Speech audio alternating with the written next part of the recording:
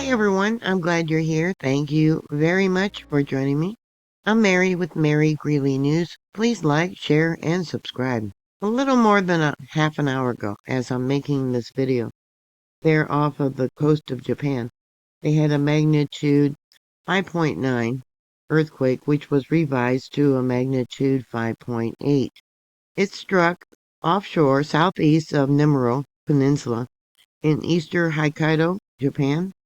There was a depth of about 41 kilometers, or about 25.5 miles. No tsunami warning was issued as the quake occurred in a region where seismic waves did not generate significant coastal threats. The earthquake was widely felt in Hokkaido.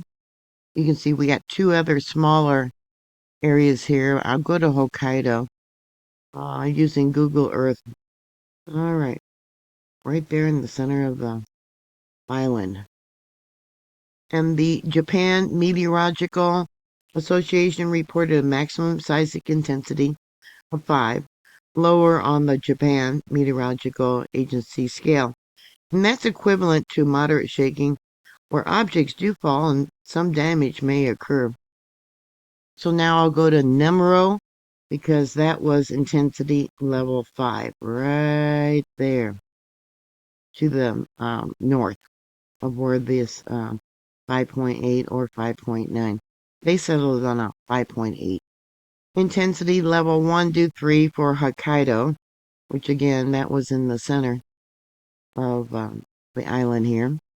And early warnings were sent out, alerting people to prepare for strong shaking. I have another image here from Japan.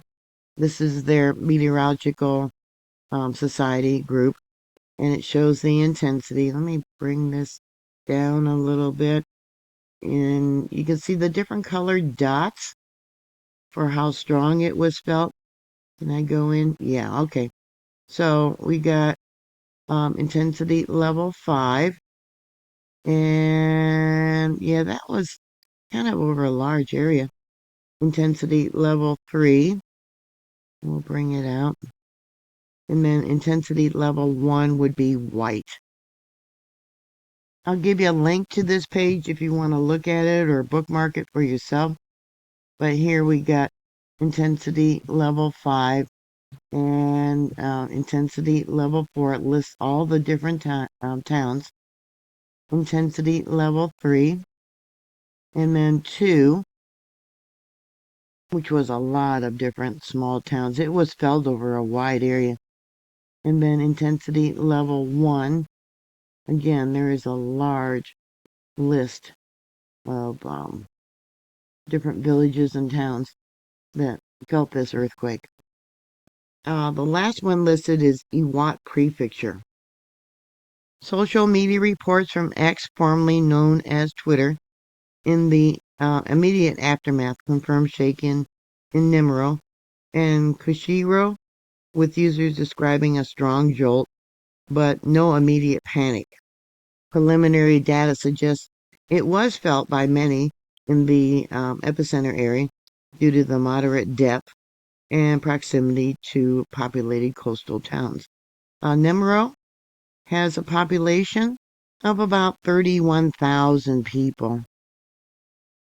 Again, as of making this video, no significant damage or casualties have been confirmed. The Nemuro police station stated that no damage reports were received initially. The quake's magnitude and depth are unlikely to have caused widespread structural harm in Japan's seismically resilient infrastructure. Yeah, they build, they prepare, they have drills all the time. But this one area, kind of like an arch, they probably had light damage, things that were thrown off the shelves. Maybe things came off the walls. If you know anyone that works there or lives there, and they sent in reports, tell me how long did it feel like? They said it was an initial jolt. And I would like to know what kind of damage did they have. There hasn't been any aftershocks reported yet exceeding a magnitude 4.0 in the immediate vicinity. I'll give you a link to this page here. You can see Japan is still considering it a magnitude 5.9. I'll give you a link to this one also. It's a volcano warning advisory and the different colors for what type of level alert they are on. It is an interactive map, and we got one that's orange. I don't think it's going to take me to it. No, it just gives you the name of that volcano. That would be Sakurajima. So they have level 3 warning, do not approach the volcano. And then they got more over here and the date that that was issued. I'll bring it down a little bit. They got quite a few on orange and then yellows.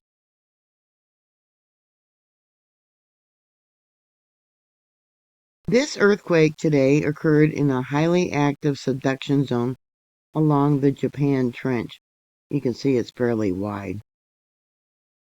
And you can see we got earthquakes. Let me pull this up for you. That are fairly significant close to the location. June, there was a 6.1. They later said it was a 5.9. I'm not sure about the date on that. Let's see. That one was June of this year. The Japan Trench is a subduction zone and is responsible for a lot of the earthquakes they have there. They also have frequent megathrust earthquakes. Now, those can cause tsunamis. Megathrust, yeah, they're the worst kind. That's where one side of the fault rises up and the other stays stationary. And yeah, that would create waves. The subduction zone also can produce both interplate thrust earthquakes and intraplate earthquakes. Interplate and intraplate. The region does experience about 65 magnitude 3.0 or greater every year. You will notice here we got the Okhotsk plate, and this is where the Pacific plate is subducting here along the trench going underneath the Okhotsk plate. So there's probably some tension that is built up. Yeah, and this probably relieved a little bit of that tension. Yeah, you can see. Yeah. So anyways, that's all I have for you right now. If you have any thoughts or comments, and please put those comments down below. If you do know people there, thank you very much for watching. Please like, please share, and please subscribe. And I'll talk to you later. God bless you. Bye.